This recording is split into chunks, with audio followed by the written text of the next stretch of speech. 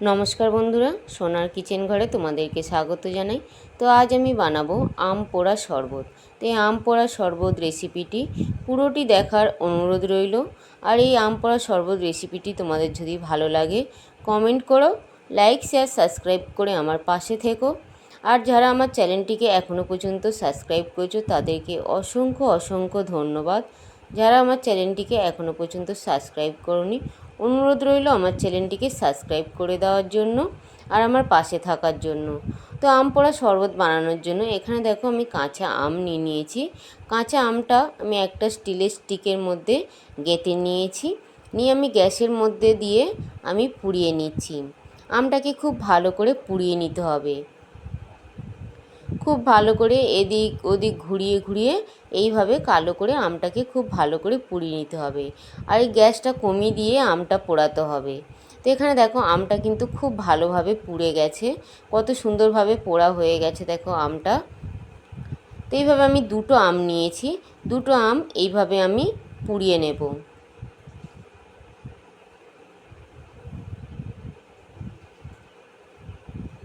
তো এখানে দেখো আমটা পোড়ানো হয়ে গেছে। এবার আমি দুটো কাঁচা লঙ্কা নিয়েছি, কাঁচা লঙ্কাটাও আমি ওইভাবে একইভাবে পুড়িয়ে নেব।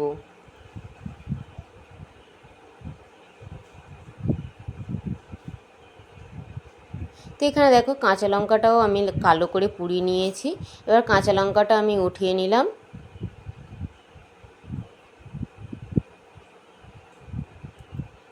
তো কাঁচা লঙ্কাটা আর আমটা পোড়ানো, কাঁচা লঙ্কার আমটা পুড়িয়ে নিয়েছি। তো এখানে দেখো দুটো আম আমি পুড়িয়ে নিয়েছি। এবার এই আম দুটো আমি ছাড়িয়ে নেব। তো এখানে দেখো আমটা আমি ছাড়িয়ে নিচ্ছি। আমি যে আমের খোসাটা পুড়ে গেছে ওই আমের খোসাটা আমি এইভাবে ছাড়িয়ে নিচ্ছি।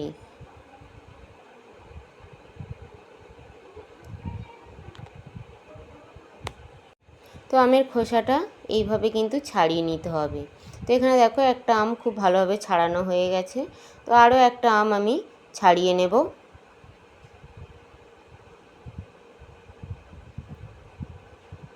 তো এখানে দেখো দুটো আম আমি ছাড়িয়ে নিয়েছি। এবার আমি হাত দিয়ে খুব ভালো করে আমের যে পাল্পটা হয়, আমের পাল্পটা আমি বার করে নেব। তো এখানে দেখো দুটো আমের পাল্প আমি বার করে নিয়েছি। আর আমের ভিতরে যে বীজ দুটো থাকে ওই দুটো আমি বাদ দিয়ে দিলাম। এবার এই আম পোড়া শরবত বানানোর জন্য আমি একটা মশলা বানাবো। তার জন্য দেখো গ্যাসের মধ্যে আমি একটা হাতের প্যান বসিয়ে দিয়েছি। এবার ওই প্যানের মধ্যে আমি একটু গোটা জিরে দিয়ে দিলাম। দিয়ে গোটা জিরেটা আমি হালকা করে একটু ভেজে নেব। খুব হালকা করে ভাজবো, একদম কিন্তু কালো কালো করে ভাজবো না, একদম হালকা করে গোটা জিরেটা ভেজে নেব। তো এখানে দেখো গোটা জিরেটা ভাজা হয়ে গেছে। এবার এই গোটা জিরেটা আমি ঠান্ডা করে পাউডার বানিয়ে নেব। তারপর দেখো এখানে আমি একটা মিক্সির জার নিয়ে নিয়েছি। মিক্সির জারের মধ্যে আমি যে আমের পাল্পটা তুলেছিলাম আমের পাল্পটা দিয়ে দিলাম।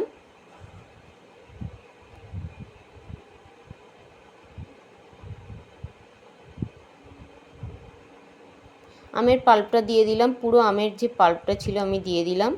আর যে কাঁচা লঙ্কা দুটো পুড়িয়েছিলাম কাঁচা লঙ্কা পোড়া দুটো দিয়ে দিলাম। আর দুটো কাঁচা লঙ্কা এমনিও দিয়ে দিলাম। আর চিনি দিয়ে দিলাম। আর বিট নুন দিয়ে দিলাম।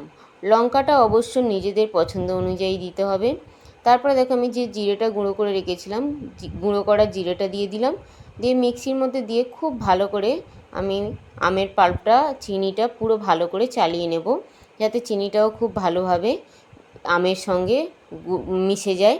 তো দেখো খুব ভালো করে আমের পাল্পটা আমি চালিয়ে নিয়েছি মিক্সির মধ্যে। তারপরে দেখো এখানে আমি দুটো গ্লাস নিয়ে নিয়েছি।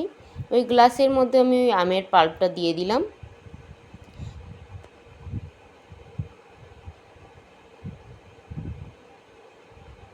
দুটো গ্লাসের মধ্যে 3 চামচ করে এইভাবে আমের যে পোড়া আমের যে পাল্পটা আমি বানিয়েছি পোড়া আমের পাল্পটা দিয়ে দিলাম। দেওয়ার পরে দেখো আমি ঠান্ডা জল দিয়ে দিলাম। ঠান্ডা জলটা দিয়ে খুব ভালো করে এবারে মিশিয়ে নিতে হবে, যাতে আমের যে পাল্পটা দিয়েছি পোড়া আমের যে পাল্পটা দিয়েছি যাতে খুব ভালো করে মিশে যায় আর একটা শরবত তৈরি হয়ে যায়। তো এখানে দেখো খুব ভালোভাবে পোড়া আমের শরবতটা তৈরি হয়ে গেছে। এর মধ্যে চাইলে তোমরা কয়েকটা বরফের টুকরোও দিয়ে দিতে পারো। তো দেখো এখানে আম পোড়া শরবতটা পুরো এখানে রেডি হয়ে গেছে। আর কত সুন্দর লাগছে, আর খেতেও কিন্তু ভীষণই ভালো লাগে। এই রকম গরমে যদি এরকম শরবত পাওয়া যায়, মনটা কিন্তু একদম ঠান্ডা হয়ে যায়। তোমরাও এইভাবে বাড়িতে বানিয়ে খেয়ে দেখো।